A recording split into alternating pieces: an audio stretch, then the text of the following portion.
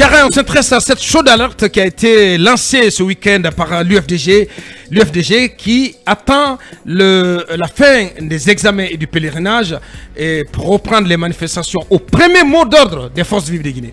Oui, bien sûr, et pour cette fois, la stratégie va changer puisque l'armée a été déployée sur le terrain.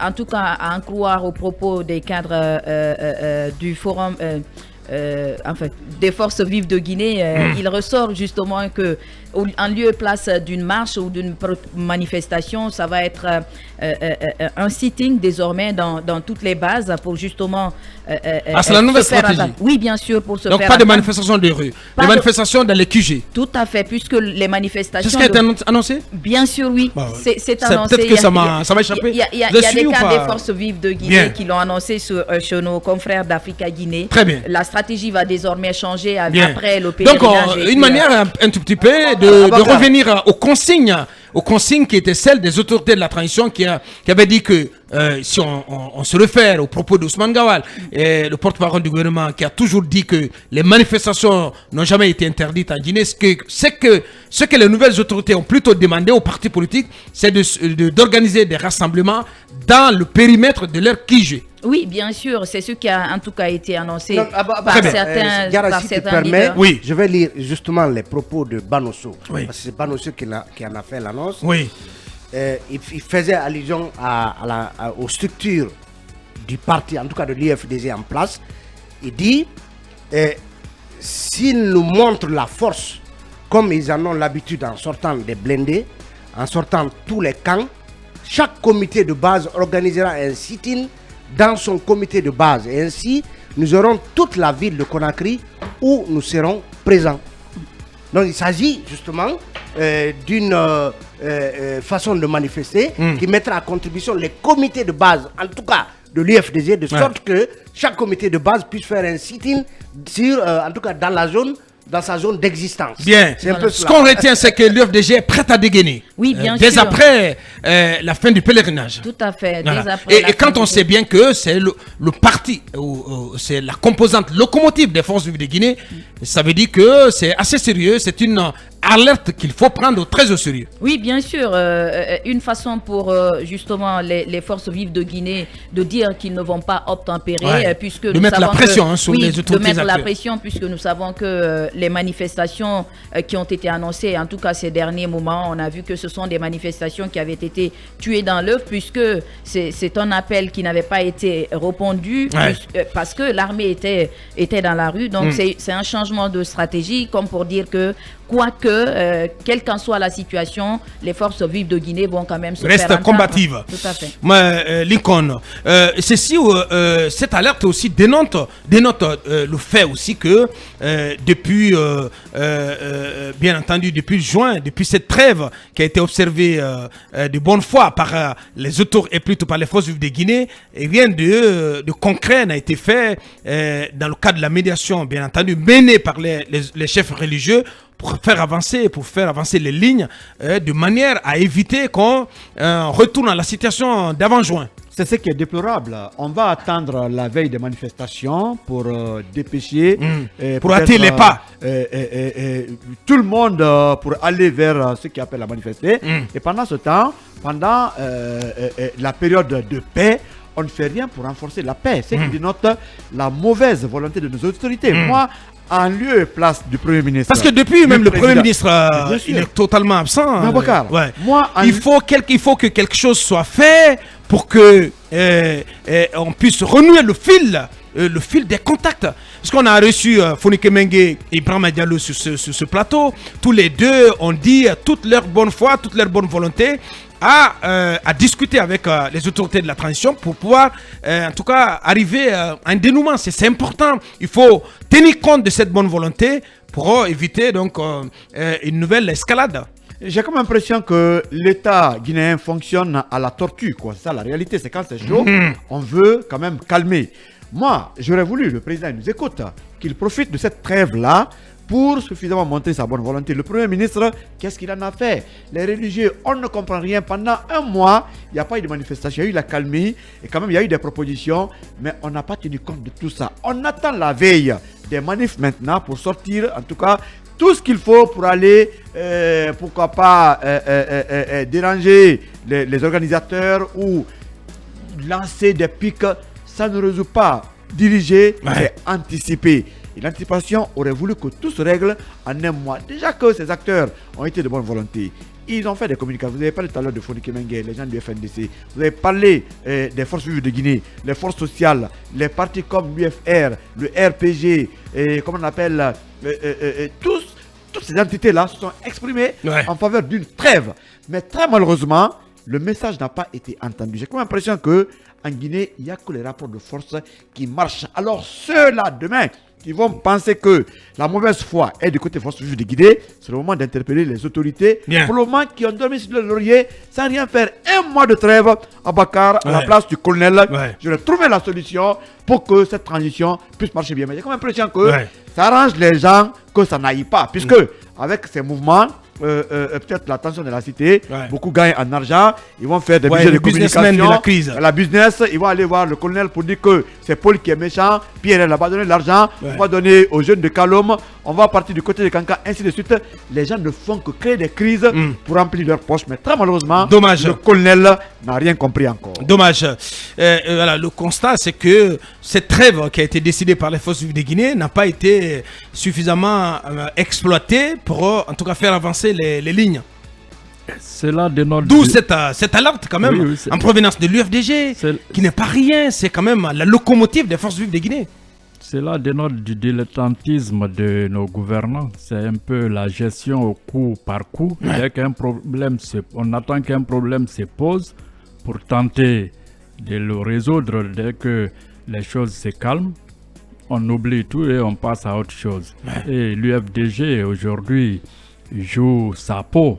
Et dans cette situation, parce qu'il s'agit d'une question de survie, une question existentielle, parce que la junte est en train de dérouler son chronogramme et avec des satisfaits des présidents, comment dirais-je, qui se succèdent dans un chassé-croisé dans notre capitale. Vous avez vu le récent séjour du président Azali Ansoumani, président d'exercice de l'UA, qui s'est dit satisfait du bon déroulement des choses. Donc, et c'est à juste raison qu'aujourd'hui, ce parti qui est la tête des ponts de la classe politique puisse se réveiller et annoncer les couleurs dans le cadre d'une reprise des manifestations, parce que le même parti avait déjà fait cas par perte et fracas du retour imminent de son champion, M. Diallo et Selou.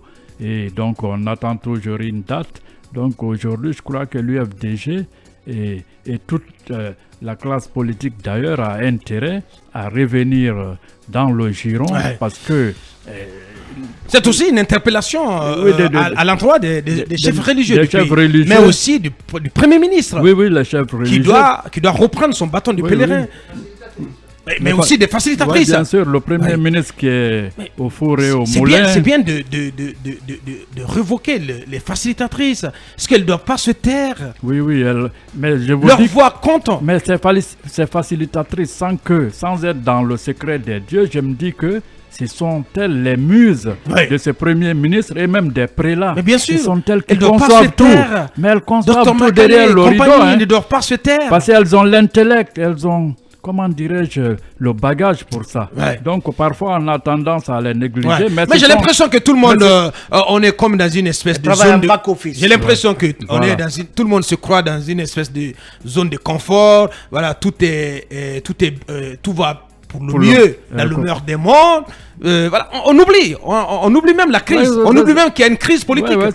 Et pourtant, il faut déminer donc cette crise. Il faut revenir. Il faut que les efforts continuent pour qu'il y ait une gestion beaucoup plus inclusive de cette transition. Parce que vous avez quand même deux partis mastodontes de la classe politique guinéenne, en l'occurrence le RPG Arc-en-Ciel et l'UFDG, qui se sentent en marge de la conduite de cette transition. La junte, pour finir, la junte a intérêt à associer cette classe politique parce que c'est elle qui en sortira grandi. Bien sûr. Voilà. Allez-y. Vous dites que le malheur dans ce pays, on aime s'attaquer à l'effet en laissant la cause.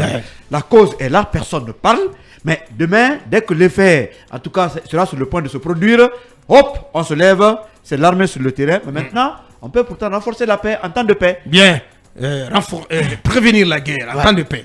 Oui, Basekou. L'une des recommandations du ministre Khalifa Gassama Diaby, en ce qui concerne la crise guinéenne, c'était notamment la reprise du dialogue avec les partis politiques aujourd'hui qui ont décidé de boycotter la première session de cadre de dialogue qui avait été initiée parce qu'ils ont estimé qu'en réalité toutes les conditions n'étaient pas réunies pour aller à un dialogue franc et sincère.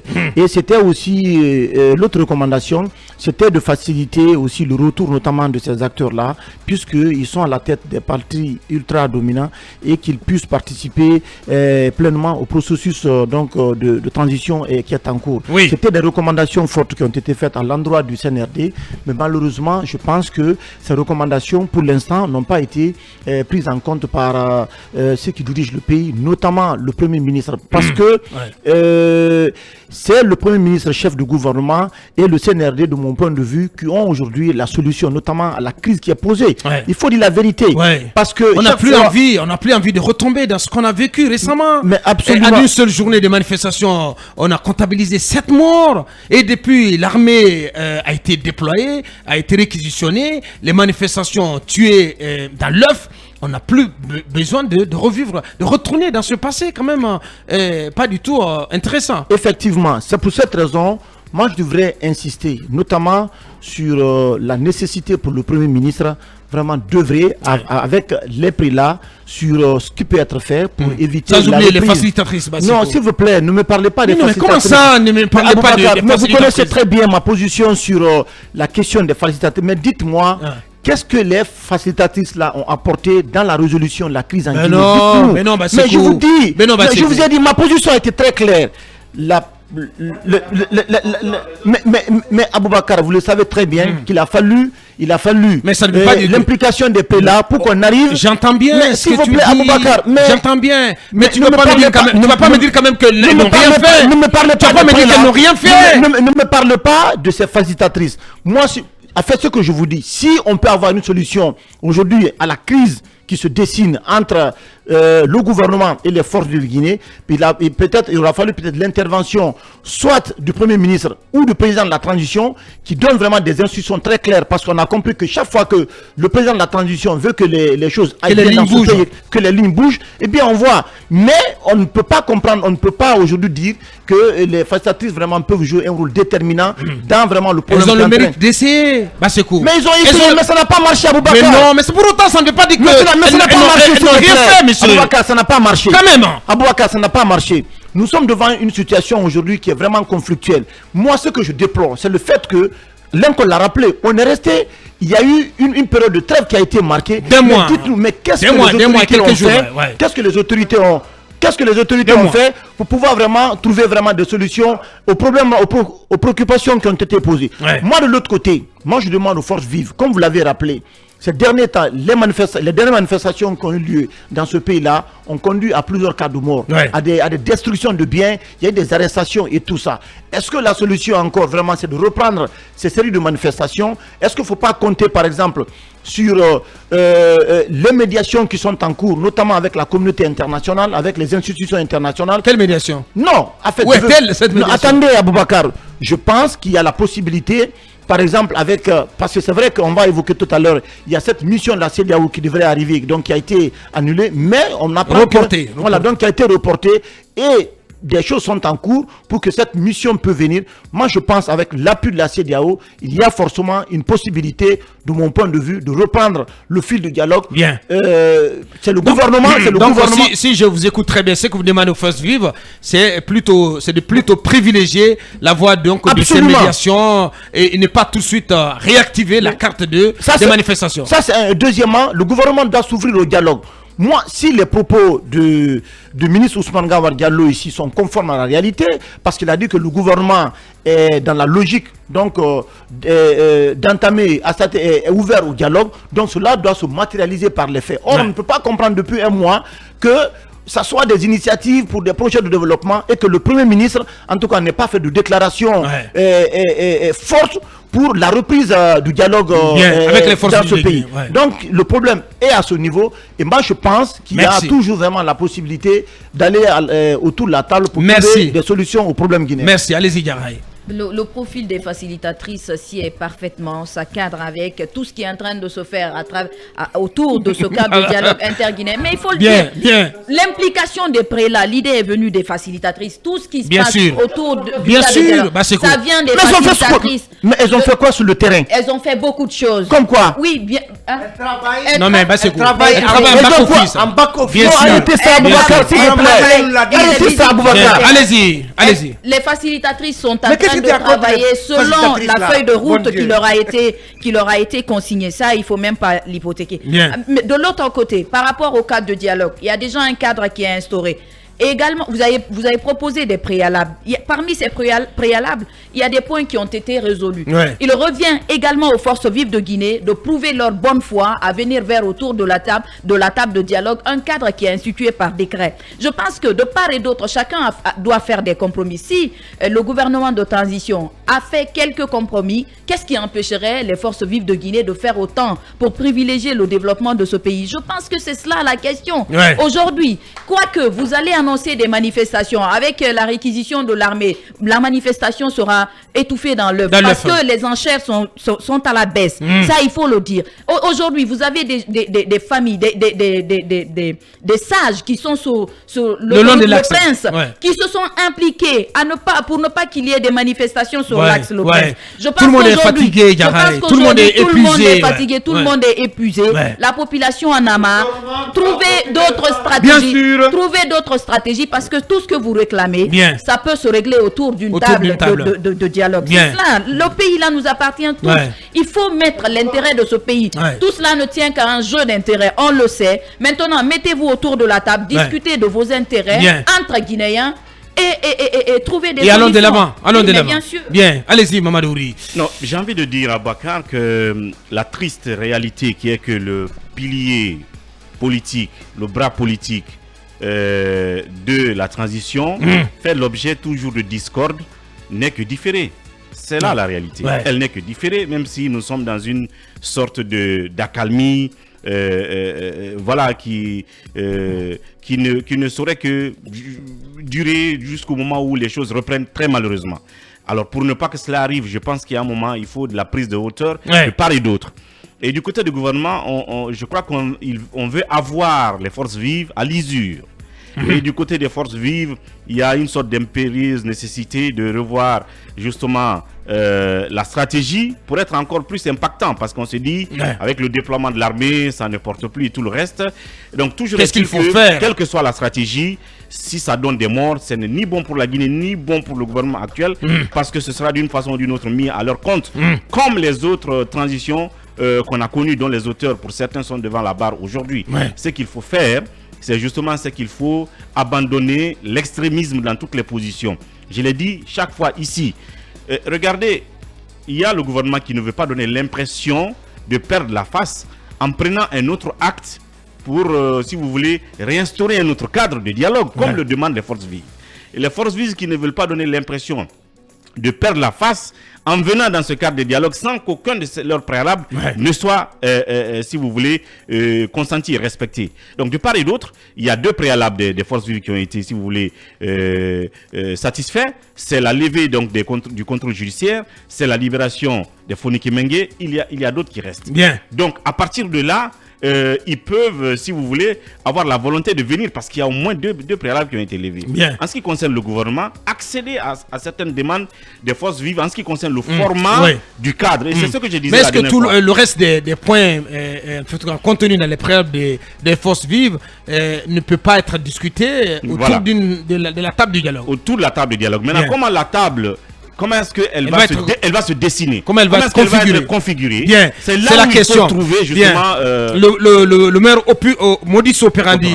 On va rester là-dessus. Donc, on y revient dans la troisième et dernière partie de cette émission. On évoquera également la sortie du RPG Arc-en-Ciel ce week-end. Le RPG qui continue de défendre bec et ongle le bilan de son champion, le professeur Alpha Condé, mais qui ne croit plus au délai de 24 mois de transition conclu entre les autorités actuelles et la CEDEAO. On en reparle avec quelques acteurs qui vont s'exprimer avant d'évoquer donc la double attaque qui a visé les symboles de la justice ce week-end du côté de Koya. Mamadou, on reste sous cette alerte donnée par l'UFDG ce week-end à l'occasion de son assemblée générale hebdomadaire au sujet de la reprise des manifestations dès la fin du pèlerinage. Oui, je disais, si elle menace de reprendre les manifestations par ricochet, toutes les forces vives de Guinée, c'est que le pilier politique de la transition, une fois encore, fait l'objet de mésententes, et alors que l'objectif, c'est de trouver un terrain d'entente pour que toutes les parties partent en rang serré vers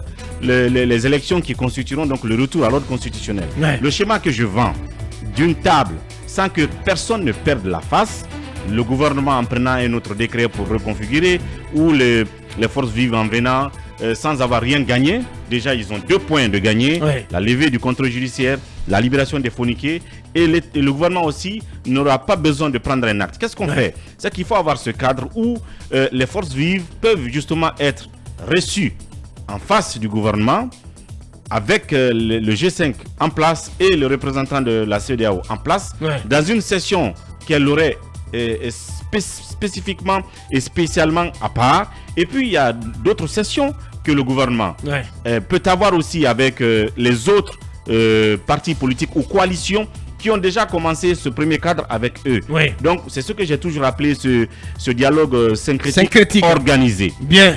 Personne n'y perd la face et on recueille les problèmes de chaque parti dans des sessions différentes. La CEDEAO est là en tant qu'observateur, pas pour dire qu'il donne des ordres. Et à la fin, il y a une conclusion qu'on va tirer pour trouver, si vous voulez, comment on peut appeler ça, un accord global. Ouais. Un accord global qui satisfasse toutes les parties, et en ce moment-là, on va de façon apaisée vers les élections. Et au-dessus de tout ceci, ce qu'il faut faire, c'est que chaque parti abandonne les égos, les positions extrêmes et extrémistes, je suis d'accord, pour aller vers une solution harmonisée. Bien entendu. Allez-y, Talibi, très rapidement. En fait, c'est bien normal de se poser la question de savoir ce que font les... Si tu veux, Mamadou Djambaldé, on vient d'entendre ce vice-président de l'UFDG. Oui, on l'a entendu. Donc il réitère l'appel de l'UFDG à l'endroit de ses partisans pour une reprise probable des manifestations au sortir du mois de juin. Oui, vous savez que l'UFDG, c'est pratiquement le principal parti pourvoyeur des bras dans les manifestations. Et quand l'UFDG prend les devants, ça veut dire que quelque part, elle peut faire, comment dirais-je, trembler, même si c'est entre guillemets, comment dirais-je, l'exécutif, parce que c'est elle qui mobilise. Monsieur Banosso n'a pas voulu continuer à répondre à la question de Lincoln. Vous savez, les partis, je dis toujours que c'est la pensée unique au sein des partis. Donc, les esprits ne sont pas indépendants. Donc, bref, par rapport à cette mobilisation, on s'attend à ce que la cité soit encore en ébullition. Ce qu'on ne souhaiterait pas. Ce qu'on ne souhaitait vraiment pas. Les gens qui meurent, pratiquement, les procès, ça prend des années. Il y a eu combien de victimes en Guinée? Jusqu'à présent, il n'y a pas de procès. Donc, il faut qu'on évite tout ça, qu'on retourne. Mombo a proposé 2 plans de sortie de crise. Je crois que ça peut inspirer les facilitatrices qui sont les muses de l'oreillitaire de ces prélats et du Premier ministre. Déplaise à Basekou. Donc, pour qu'elles puissent en prendre compte, pour appeler les différentes entités autour de la table. La Guinée a besoin de paix. Il y a eu trop de victimes en Guinée, à Boubacar. Bien. Il y a eu beaucoup de morts dans nos prisons ici, sans compter les répressions. Monsieur Damaro, aujourd'hui, qui est là, il fut condamné à mort lors du coup Diarra. Il a passé près de 4 ans en prison. Cette peine fut commuée et en prison à vie, finalement, on les a libérés. Il sait ce qu'en vaut l'homme. Donc tout ça, je crois qu'aujourd'hui, la Guinée, il y a eu trop de martyrs. Il y a eu trop de martyrs, il y a eu trop de sang. De tous les bords. Voilà. Mais Talibi. Aujourd'hui, à Bakar, quand vous voyez les préalables des forces vives, il y en a qui sont de l'ordre justement des principes démocratiques sacro-saints. C'est par exemple la levée de l'interdiction des manifestations. Moi, je pense que voilà un point sur lequel on peut avancer, parce que de ce point de vue, même les organismes internationaux se sont tous alignés sur le fait que le droit à la manifestation est un droit sacro-saint fondamental en démocratie. Et Abouakar, l'autre chose, c'est que quand vous écoutez le porte-parole qui était chez nous, ensuite Fonike Mangé, ensuite Ibrahim Diallo, tout le monde dit oui, on est disposé au dialogue. Mais comment aller à ce dialogue? Il voudrait que, en plus des acteurs qui ont participé à la session de décembre, que les forces vives soient de la partie. Et aujourd'hui, Abouakar, moi... mais je pense que l'option proposée par Mamadouri peut bien être une option intéressante. Celle qui consisterait à avoir un dialogue direct entre le gouvernement, donc le CNRD, le gouvernement et les forces vives de Guinée, donc un dialogue à part, et pour que les conclusions de ce dialogue soient peut-être reversées au grand livre des recommandations qui ont sanctionné le dialogue de novembre-décembre. Pourquoi ne pas activer une telle option, en ce moment espérer que les forces vives de Guinée aussi puissent accepter que de telles discussions aient lieu, pas forcément sous l'égide de la CEDEAO, mais en présence de la CEDEAO et donc de tout le G5.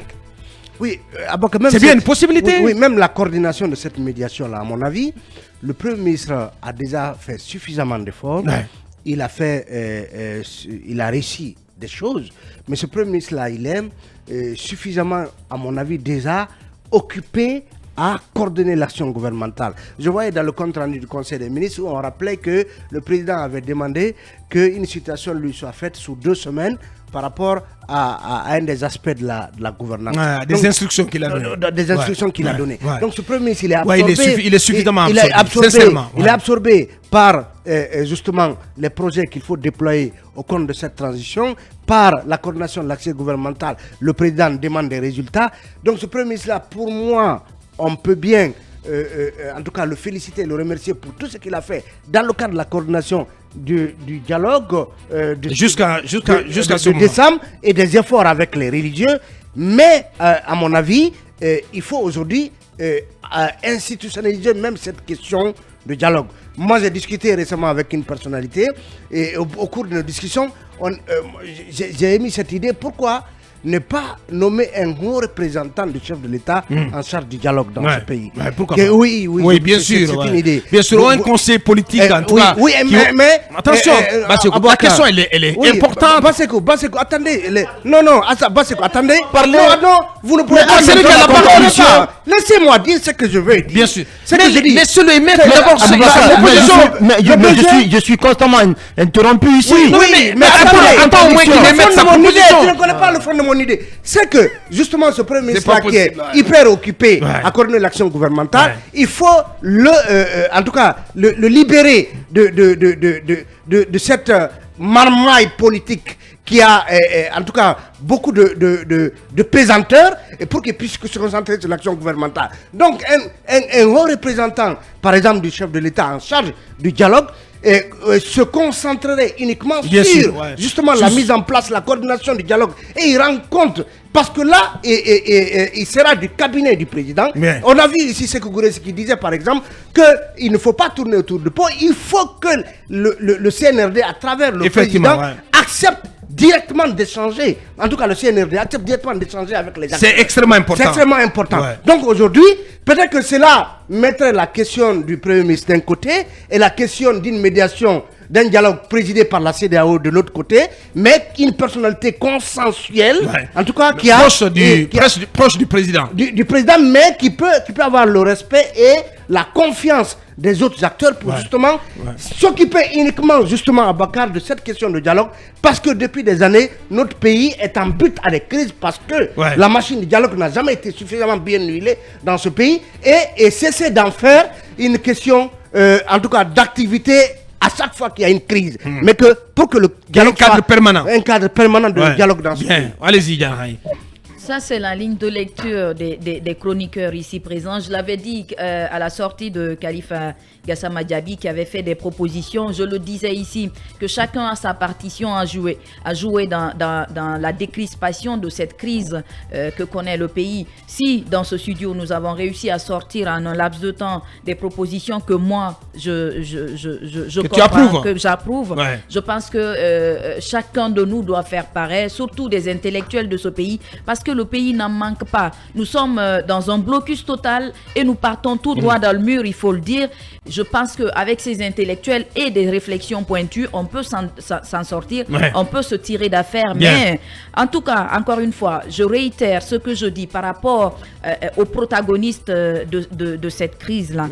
Vous avez entretenu cette crise pendant un long moment et je pense que c'est le moment de sonner la fin de cette crise, accepter de faire des compromis de part et d'autre. Retrouvez-vous autour de la table, discuter des problèmes pour qu'on aille à l'essentiel, sincèrement. Pour qu'on parte à l'essentiel et trouver des solutions à la guinéenne. Encore une fois, nous ne manquons pas de ressources pour pouvoir en arriver là. Bien dit, Diarraï. Oui, Basseko. Non, en fait, je voudrais un peu réagir à la proposition de Talibé. Oui, allez-y. Moi, je ne suis pas pour la création d'un poste de haut représentant qui va s'occuper du dialogue. Je pense plutôt qu'il faut renforcer les attributions du Premier ministre parce qu'il y a pour mission aussi.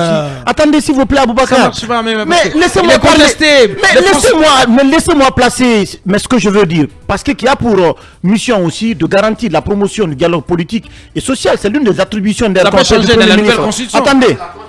Oui, mais pour le moment, c'est lui. Mais pour le moment, oui, mais pour le moment, c'est lui. Toutes les initiatives de dialogue dans le pays, c'est lui qui est en train de les assumer. On ne peut pas être Premier ministre, chef de gouvernement, et qu'on puisse créer une structure parallèle de mon point de vue qui puisse s'occuper vraiment de ces aspects liés au dialogue. Je pense qu'on peut mettre en place autour de lui des personnes ressources issues de la société civile, issues des partis politiques qui puissent travailler pour recréer la confiance entre les Guinéens. Parce que le problème de ce pays, justement, c'est vraiment ce problème, c'est cette crise de confiance là aujourd'hui qui fait que les acteurs politiques n'arrivent pas à se parler, à discuter des questions essentielles qui concernent la vie de la nation. Merci Basseko.